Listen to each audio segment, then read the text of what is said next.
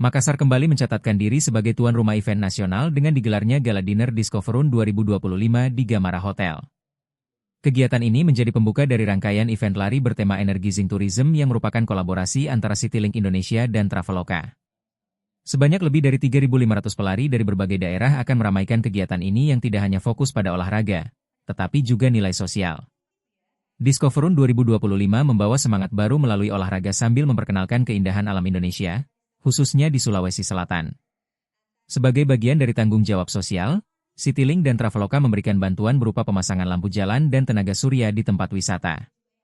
Donasi tersebut menyasar dua lokasi unggulan wisata Kabupaten Maros, yakni Ramang-Ramang dan Dioli, yang kini lebih terang dan ramah lingkungan. Bupati Maros, Haidir Syam, menilai program ini sebagai bentuk nyata kontribusi sektor pariwisata terhadap peningkatan kualitas hidup masyarakat lokal. Wali Kota Makassar melalui staf ahli bidang I, Ahmad Namsum, juga menyampaikan dukungan atas gelaran ini sebagai simbol sinergi pemerintah dan swasta.